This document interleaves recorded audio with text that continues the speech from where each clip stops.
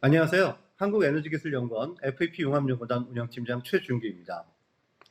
저명한 국제학술지인 네이처의 한 보고서에서는 산업화 이후 지구의 평균 기온 상승을 2도 이하로 낮추지 못할 경우 돌이킬 수 없는 기후 재앙이 도래할 것이라고 경고한 바 있는데요. 이는 데일리 메일, 가디언, BBC 등의 주요 외신 및 학술지에서도 인용되면서 국제적인 동의를 얻고 있습니다. 그렇다면 지구온난화에 의해 오늘날의 인류가 처한 위기상은 어느 정도일까요? 지구온난화에 관한 세 번째 영상으로 오늘은 기후변화에 대하여 살펴보겠습니다. 어떤 물질의 위험성을 객관적으로 평가하는 것을 위해도 평가라고 합니다. 독성학 관점에서는 선량 반응 평가와 노출 정도 평가를 반드시 함께 수행하는데요. 여기서 선량 반응 평가란 대상 물질의 양을 점차 늘려가면서 이에 대한 생체 반응을 살펴보는 과정을 말합니다. 즉, 어떤 물질이 얼마나 위험한가를 결정하는 과정이죠. 반면 노출 평가는 생활 환경에서 이러한 위험 물질을 얼마나 자주 접하는가에 주목하게 됩니다. 온실가스의 경우에도 특정 온실가스가 지구 복사선을 얼마나 잘 흡수하는가 하는 것과 이러한 온실가스가 대기 중에 얼마나 오래 존재하는가 하는 두 가지 관점에서 반드시 평가가 병행되어야 합니다. 먼저 대표적인 온실가스인 이산화탄소와 메테인을 선량 반응 평가의 관점에서 비교해 보겠습니다. 현재 지구 대기 중에는 이산화탄소가 메테인보다 약 50배가량 많이 존재합니다. 이 때문에 단순히 존재량만을 고려했을 때는 이산화탄소가 지구온난화에 미치는 영향이 훨씬 커 보이죠.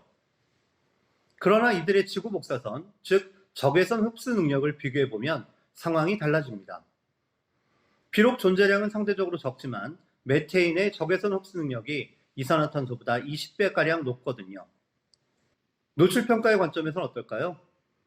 연구 결과 이산화탄소가 메테인보다 최대 17배가량 대기 중에 더 오래 머무른다는 것이 확인되었죠. 온실가스의 대기 내 존재 시간은 지구온난화에 직접적인 영향을 미치기 때문에 이를 지구 대기 수명 또는 회전 시간이라고도 합니다. 그간 온실가스의 많고 적음만을 고려했던 과학자들은 고민했습니다. 적외선 흡수력과 대기 내 존재 시간이 서로 다르다는 것을 알게 되니 이들의 영향을 보다 객관적으로 나타낼 수 있는 뭔가의 다른 기준이 필요했거든요. 지구온난화 지수는 온실가스가 지구온난화에 미치는 영향을 표준화하기 위해 만들어졌습니다. 즉, 대표적인 온실가스인 이산화탄소를 기준으로 다른 기체들의 상대적인 온실효과 정도를 계산한 것이죠. 참고로 6종류의 온실가스 배출 감축을 주요 골자로 하였던 교토 의정서에는 이러한 지구온난화 지수가 반영되었습니다. 몇 가지 대표적인 온실가스의 지구온난화 지수를 살펴보니 기준 물질인 이산화탄소는 1, 메테인과 아산화질소는 각각 21과 310이네요. 메테인의 지구온난화 지수가 21이라는 의미는 메테인 1kg이 지구온난화에 미치는 영향이 이산화탄소 21kg이 미치는 영향과 같다라는 의미입니다.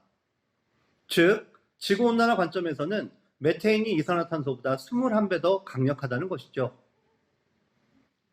이러한 상대적 관계는 이산화탄소뿐만 아니라 다른 온실가스에 대한 적극적인 감축 방안도 함께 고민해야 함을 시사합니다.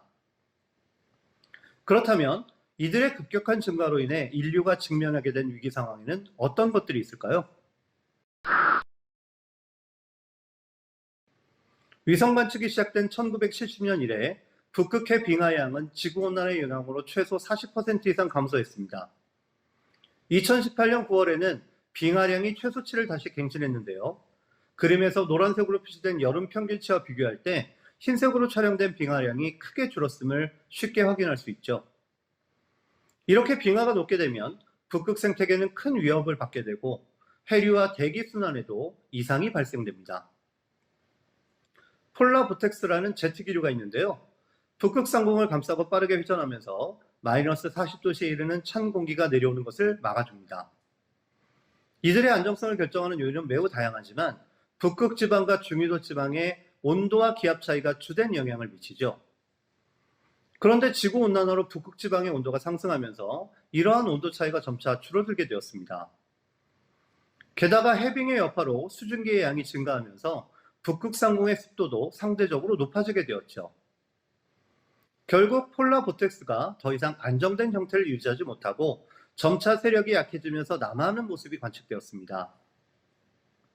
더불어 중위도 지역의 기온 상승으로 뜨거운 공기가 위쪽으로 올라오면서 결국 오른쪽 그림과 같이 물결지는 형태의 불안정한 모습으로 변화하였죠. 이러한 결과로 제트기류에 갇혀있던 북극 상공의 차가운 공기가 아래쪽으로 내려오면서 확장 영역에 포함된 일부 국가들에서 극심한 한파가 몰아치게 되었습니다. 2014년 38년 만에 미국을 급습한 기록적 한파가 대표적인데요. 같은 시기 한국과 일본 등에서는 폭설을 동반한 한파가 지속되었고 중국 북부 지방에서는 영하 3, 40도의 기록적인 추위가 찾아왔죠. 지구온난화의 영향으로 전 세계 해수면은 계속해서 상승하고 있습니다. 이러한 해수면 상승은 온도 상승에 의한 물의 부피 증가가 주된 원인이었는데요. 최근 빙하가 녹는 속도가 빨라지면서 가속화되어 1990년대 이후 매해 평균 4mm씩 상승하고 있습니다. 영국 리즈 대학교와 덴마크 기상연구소는 이러한 속도로 해수면 상승이 지속된다면 21세기 말까지는 평균 해수면이 17cm나 높아져 전 세계 해안의 30%가량이 침수되고 이로 인해 1600만 명 이상이 피해를 입게 될 것이라고 경고합니다. 우리나라의 경우는 더욱 심각해서 지난 40년간 제주 지역 해수면이 22cm나 높아졌는데요. 이는 전 세계 해수면 상승 속도보다 3배나 높은 수치입니다. 해수면 상승으로 몇몇 국가는 소멸될 위기에 처하기도 합니다. 남태평양 폴리네시아에 위치한 인구 11,000명의 작고 아름다운 섬나라 투발루는 해수면 상승으로 곧 사라지게 되면서 최초의 기후 난민국이 되었죠.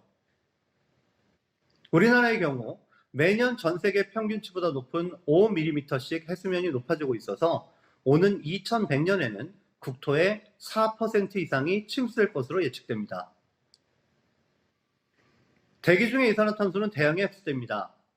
물에 대한 이산화탄소의 용해들은 매우 작지만 대양에 녹는 이산화탄소의 총량은 매우 커서 지난 200년간 대기에서 흡수된 양이 대략 5,500억 톤에 이릅니다. 현재와 같이 과도한 온실가스 배출이 지속된다면 이러한 양은 더욱 늘어나겠죠. 대양에 흡수된 이산화탄소는 물에 녹아 탄산을 형성하는데요. 이 과정에서 산성도가 높아지면서 산호 등의 해양 생물에 나쁜 영향을 미치게 됩니다. 이로부터 촘촘한 먹이 사슬로 유지되어 온 생물 다양성이 소멸되면서 해양 생태계도 당연히 파괴될 수밖에 없겠죠. 1941년 이후 75년 만에 탄저병이 발생해서 12세 소년이 사망하고 술록 2,300여 마리가 떼죽음한 사건이 발생했습니다. 이상고온 현상으로 영구 동토층이 녹으면서 감염된 동물 사체가 외부로 노출되었기 때문인데요. 탄저병의 매개가 되는 탄저균은 얼어붙은 동물 사체에서 수백 년 동안이나 생존이 가능합니다. 여기서 영구 동토층이란 1년 내내 얼어있는 토양을 의미하는데요. 지구 표면의 14% 정도에 해당하는 2100제곱킬로미터의 면적을 가집니다. 주로 고위도 지역에 위치하면서 오래된 유기탄소 퇴적물을 다량 함유하고 있죠. 여기서 문제는 지구온난화로 영구 동토층이 녹게 되면 병원균이나 바이러스에 감염된 채 얼어있던 동물의 사체들이 그대로 드러날 수 있다는 것인데요. 실제로 지난 2020년 1월 티베트 굴리아 빙하에서는 15,000년 전에 생성된 고대 바이러스의 존재가 확인되기도 했습니다. 이들은 수천 년 이상 얼어있다가도 다시 활동이 가능하다고 하니 코로나19로 인한 현재 상황을 생각하면 참으로 무서운 일입니다. 지구온난화로 인한 영구 동토층 문제는 또 있습니다. 영구 동토층의 단면을 살펴보면 상층부의 일부를 얼음이 지지하고 있는데요. 지구온난화로 이러한 얼음층이 녹게 되면 영구 동토층의 붕괴가 발생하게 됩니다.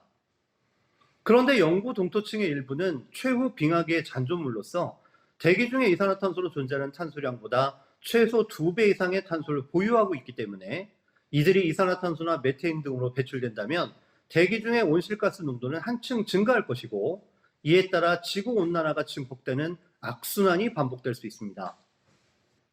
지구온난화로 야기되는 전 지구적 문제들은 이외에도 너무나 많습니다. 식수 부족, 지구 에너지 순환의 이상, 생태계 변화, 질병과 사망률 증가 등 어느 하나도 심각하지 않은 것이 없죠. 이 때문에 영국 일간지 가디언지는 더 이상 지구온난화에 의한 기후변화라고 말하지 말고 기후 위기라고 부르는 것이 합당하다고 제안합니다. IPCC라는 국제협의체가 있습니다. 기후변화에 따른 전 지구적 위험을 평가하고 이에 대한 국제적 대책을 마련하기 위해 설립되었는데요. 이들이 발표한 2018년 10월의 특별 보고서가 주목할 만합니다. 이 보고서에는 산업화 이후 지구의 평균 온도가 각각 1.5도씨와 2도씨 상승했을 때 예측 결과가 제시되어 있는데요. 대표적인 몇 가지만 봐도 무척 우려할 만한 내용입니다. 지구 평균 온도가 2도씨 높아질 경우 산호초의 99%가 사멸한다던가 북극해의 빙하가 10년에 한 번꼴로 완전히 사라진다던가 하는 것들은 현재로서는 상상도 못할 일들이죠. 이 특별보고서의 핵심 내용은 크게 두 가지인데요. 전 세계가 합심하여 지구의 평균 온도 상승을 1.5도씨 이내로 제한하자는 것과 2050년까지는 완전한 탄소 중립을 실현하자는 것이죠. 탄소의 실질적 대기 배출량을 0으로 한다는 의미의 탄소 중립이 여기서 처음 나오는데요.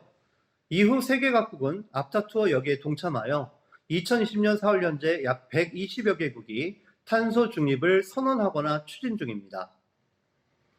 지구온난화에 의한 기후위기는 전 인류가 함께 해결해 가야 할 최우선의 과제임에 뜻을 같이 한 것이죠. 문재인 대통령은 2020년 10월 28일 국회 시정연설에서 대한민국의 2050년 탄소 중립 동참을 공식 선언했습니다. 이는 아시아에서는 중국과 일본에 이어 세 번째인데요. 국회 또한 탄소 중립과 기후위기에 대한 빠른 대응을 촉구하는 국회 기후위기 대응 촉구 결의안을 여야 합의로 통과시켰죠. 오늘은 지구온난화에 따른 기후위기에 대하여 살펴보았습니다. 그렇다면 세계 각국이 앞다투어 동참하고 있는 탄소 중립이란 무엇일까요? 이러한 탄소 중립을 통해 전 세계 기후위기를 해결하는 것이 정말로 가능할까요? 다음 영상에서는 탄소 중립의 의미와 이에 따른 후속 대책에 관하여 알아보겠습니다. 감사합니다.